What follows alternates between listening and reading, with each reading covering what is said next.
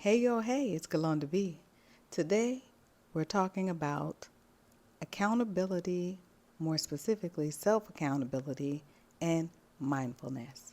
And if you're new here, my name is Galonda B. I'm an emotional awareness coach, and I'm dedicated to helping you connect with your emotions through mindfulness, enabling you to experience greater joy and peace in your life. All right, let's get to it. This topic is sponsored by my own lack of accountability.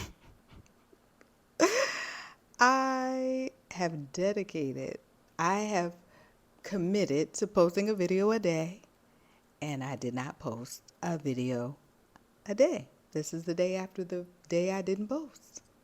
And I have a very good reason why I didn't, but I said, you know what?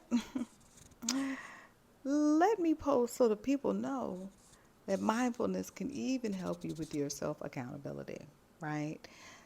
Let's start off with a reminder of what is mindfulness, right? It's the practice of being fully present in the moment without judgment, right? Paying attention on purpose in the moment without judgment. All right? We have that foundation. Now, what is self accountability? I'm sure there's some people that's like, accountability, what's that? Where that at? Self accountability is about taking responsibility for your actions, your decisions, and your thoughts. Okay? Taking responsibility for your actions, your decisions, and your thoughts. The reason why these two things have a relationship is because mindfulness helps you to identify your emotions, patterns in these emotions, and your intentions. And that provides a foundation. As far as I'm concerned, it's a foundation for everything. But today we're talking about self awareness. So it lays the groundwork for your self accountability, right? How does it relate even further? Self accountability lays or ensures that your mindful activities translate into action. Okay? So self accountability ensures that your mindfulness translates into action, and taking that a step further aligns with your values. Okay? Aligns with your values. Right? I have a lot of notes today, so make sure you have your pen and paper ready. Okay?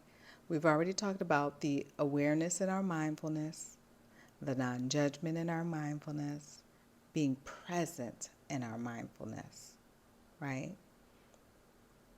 You can watch a few of my other videos where you can see how breathing, the breath can be used as a tool for mindfulness. There's other techniques, meditation, body scanning, right? But the one that I like to focus on is the breath. It is the single and least expensive, meaning 5-finger discount, aka free, method for regulating the nervous system. Okay? Self accountability has several components. It's ownership, right? Taking responsibility, right, for the actions, and not only the actions, but the consequences of those actions. Integrity, right, which means your integrity is how your actions align with your values. That's what integrity is, how your actions align with your values. And then your follow through, right? Did you do what you said you was going to do? Did you commit to it that you committed to? I did not. I am not perfect. You are not perfect. No one is perfect. However, we can still use mindfulness as the foundation for our self accountability for our continuous improvement. Okay? So, how does mindfulness specifically help with self accountability? One, self awareness, right? You know what your emotions are, you know what your triggers are. In my particular case, I knew that I was exhausted yesterday. I was self aware to know that I was mentally and physically drained, and that any attempt of creating a video would have resulted in a poor product, right? I know that if I'm tired, I'm just not going to do good work. Now, you might say, Galanda, that applies to a lot of people. It does. However, some people ignore that and still produce poor work. I am not one of those said people. Okay? Another way that mindfulness helps support your self accountability is clarity in the decision making. Relates to the example I just gave, right? It helps you to evaluate your decisions without taking into account reactive emotions, right? Some people who, if they had committed to doing the video a day, they would have started to practice a lot of self-criticism. Oh, you're so dumb. Oh, you're so stupid, right? And these are reactive emotions. Self-criticism is often reactive emotions. I did not do that. I said, you're tired. Your body, you barely can keep your eyes open. How are you going to convey value added information when you can barely keep your eyes open, girl? So, my decision making said, go to bed and do a video tomorrow, okay? Staying present. Staying present helps to reduce the tendency of avoidance, right? Avoidance is like projecting into the future. If you're staying in the moment, this current time, what we're doing right now, right? Then you can say, okay, what am I doing right now? I need to be doing this. Is there a reason why I can't be doing this? I could be doing it, and you just do it, right? So mindfulness can support your self-accountability and staying present, by staying present. And then, of course, building resilience. Because over time, when you make better decisions and you're present and you follow through with those decisions, it helps to build your resilience. And you say, okay, Galanda, these are all fantastic things you're saying. However, I need something more direct. What can I do on a practical day-to-day basis? Combine my mindfulness practice with self-accountability. The most common way that I personally use is mindful reflection. I just take a few minutes to reflect on how my choices, my actions, my decisions align with my values. Yeah, values. Did the choices that I make align with my values? I'll give you an example where recently my choices did not exactly align with my values, right? I experienced some things in a particular environment, and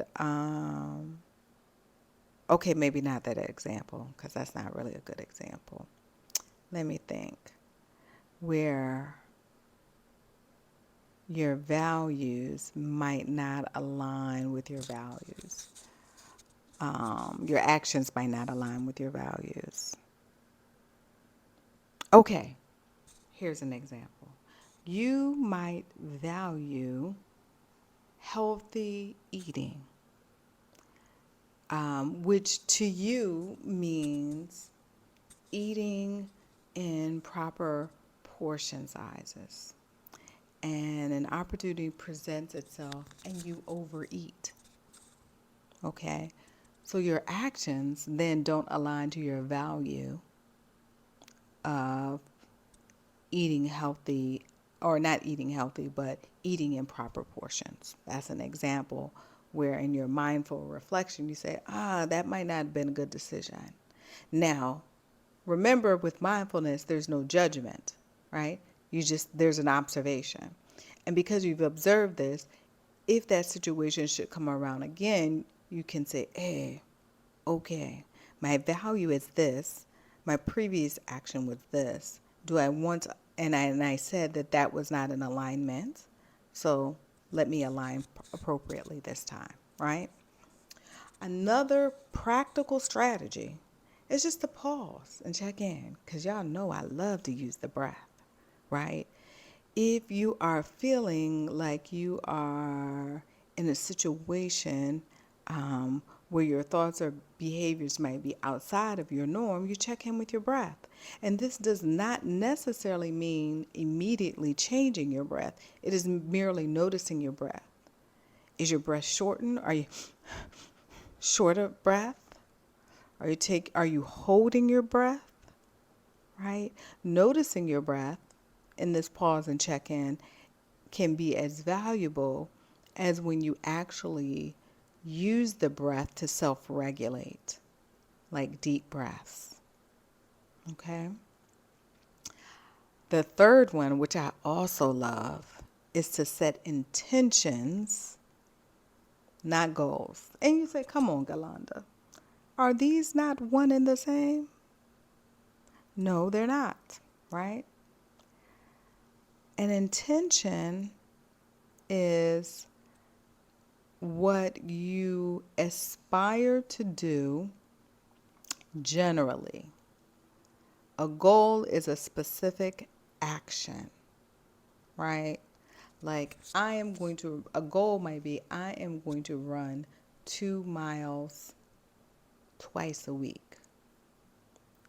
An intention may be that I am going to select mindful route for my 2 times a run, right? So it could be different places, right?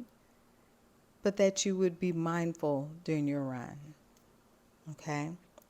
Another practical strategy is accountability journaling. And I think this is very value added for many people, right? I used to do a version of this that wasn't in a journal, but rather on the whiteboard. And you say, okay, Galanda, how is accountability journaling different from just regular journaling? Accountability journaling is writing down what you have accomplished, okay? What you've accomplished, not what you want to accomplish, but what you have actually completed. Right? That's the first part. So you write down what you've accomplished, and then you reflect on areas for improvement, right? The focus being on progress, not what you didn't get done. Okay? This is a very clear distinction that needs to be made with accountability journaling. It's about what have I accomplished? Where could I improve upon this, focusing on progress, not focusing on what didn't get done or what got done poorly, etc. Right? And then another one of my favorites, yes, a lot of them are my favorites, is practicing self-compassion, also known as grace. I gave myself grace yesterday, knowing that rest was a priority for me yesterday. So practicing self-compassion is a practical strategy to integrate mindfulness with self-accountability. All right. Now, there's a lot of benefits The number one being improved emotional regulation. You're going to be have more of a tendency to respond rather than to react. Reactions are unplanned responses, right? And with mindfulness, you have that space and thought process to go through so that it's mindful and then you can respond rather than react, right? Um, Another benefit could be you're more productive, right? Because you're being present in the moment, not letting your mind wander kind of everywhere. You can prioritize better when you stay present, right? So that's another benefit of mindfulness as a foundation for self accountability. And then it may even improve your relationships, right? Because as a person can observe your own dedication to accountability, that could foster respect from others. And then just increase personal growth, right? Because you are reflecting and improving upon yourself while also accomplishing your intentions and goals, right? So, just to kind of do a quick summary, right? Mindfulness builds your self awareness, which is an essential component for self accountability, right? And some of the strategies you can use for that are just mindful reflection, accountability journaling, right? These are a couple of ways that you can use on a day to day basis to really practice the mindfulness as part of your self accountability. And then the long term benefits is growth, right? So, what I would offer and encourage, right, is that you pick a day and try to mindfully practice these strategies as it relates to your own self accountability, right? And then come back and let me know in the comments. Or if you're like, I don't want all these people in my business, I get it, no problem. Send me a DM. I would love to hear how putting into practice mindfulness supported your own self accountability. All right, y'all. Until next time, bye bye.